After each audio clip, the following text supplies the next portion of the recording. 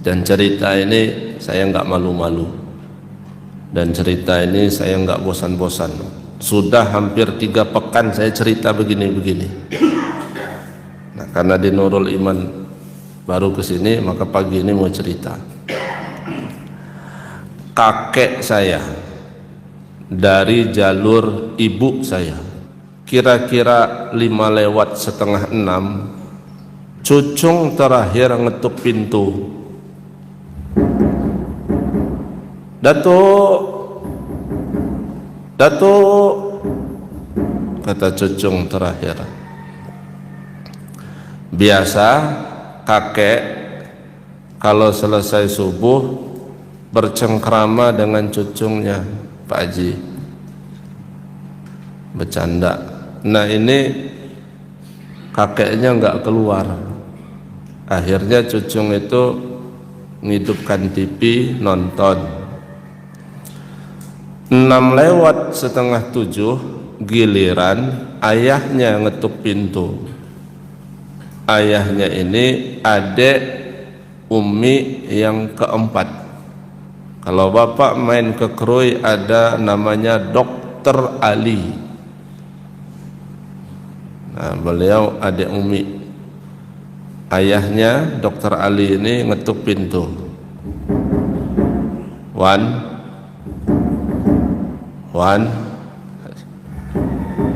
minjak pai Wan, sampai berulang kali.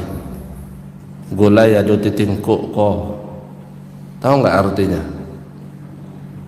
Sayur sudah dihidangkan. Bangun dulu Pak, bangun dulu ya. Itulah. Hadu mawas, udah siang. Nggak ada suara. Akhirnya inisiatif pergi ke belakang, dilalahnya jendela kamar itu nggak terkunci, didorong itu jendela, lalu jinjit lagi tidur di atas ranjang, hanya tangannya gini kayak orang sholat. Dan biasanya kalau tidur itu manggo. Ya sudahlah, berpikir sudah macam-macam, manggil ponaan, manggil saudara. 3 orang nendang kamarnya, ditendang itu kamar, roboh itu pintu, diperiksa. Inna lillahi wa inna ilaihi raji'un. Pesan moral yang mau saya sampaikan, dengar baik-baik. 1, anaknya banyak. 2, cucungnya banyak. 3, istrinya ada. Anaknya banyak, cucungnya banyak, istrinya masih hidup. Orang kampung tetangga itu sekelilingnya saudara dia semua. Apa pesan moralnya? Tapi dia meninggal dalam kesendirian. Catat itu baik-baik. Meninggal dalam kesendirian. Jamaah Nurul Iman pagi ini yang wajahnya menggemaskan ini berpeluang besar bapak ibu saya meninggal dalam kesendirian. Mana kawanmu yang banyak?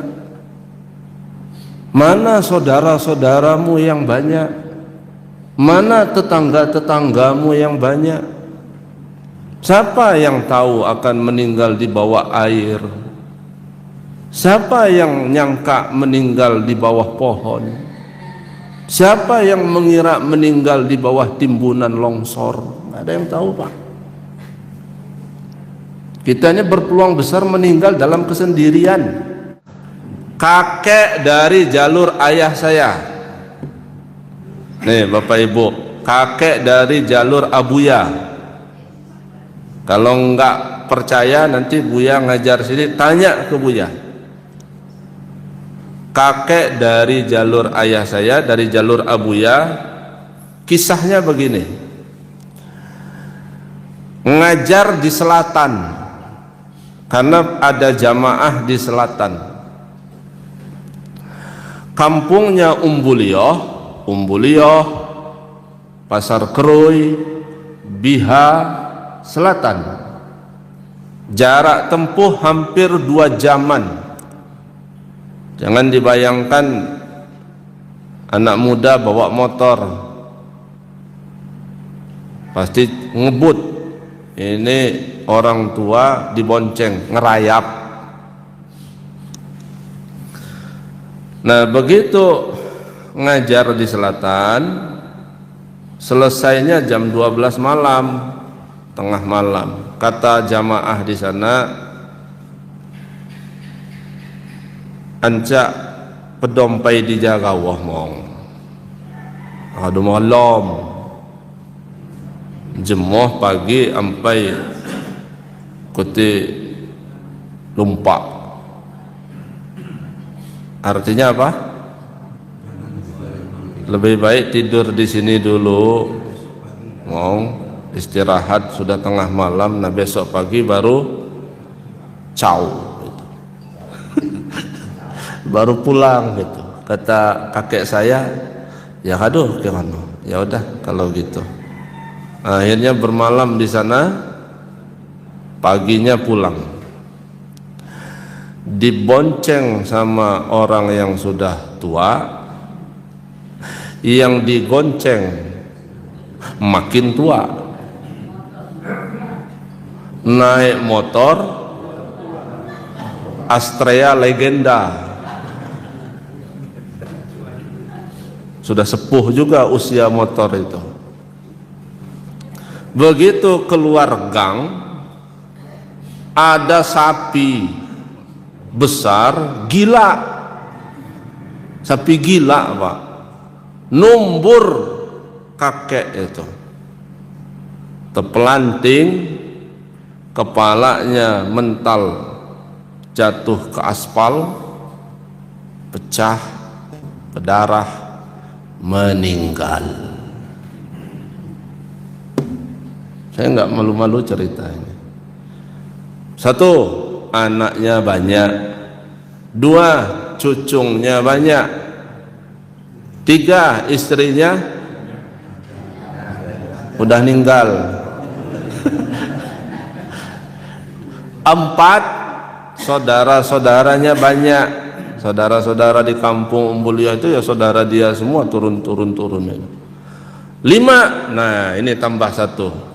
Kalau yang kakek dari ibu cuma 4. Kalau yang kakek dari ayah ini tambah 1 jadi 5. Apa yang banyak? Jamaahnya banyak, tapi meninggal dalam kesendirian.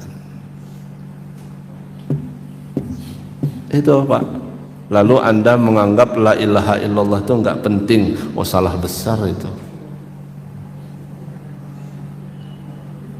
Lalu Anda malu-malu menyebut la ilaha illallah. Oh salah besar itu.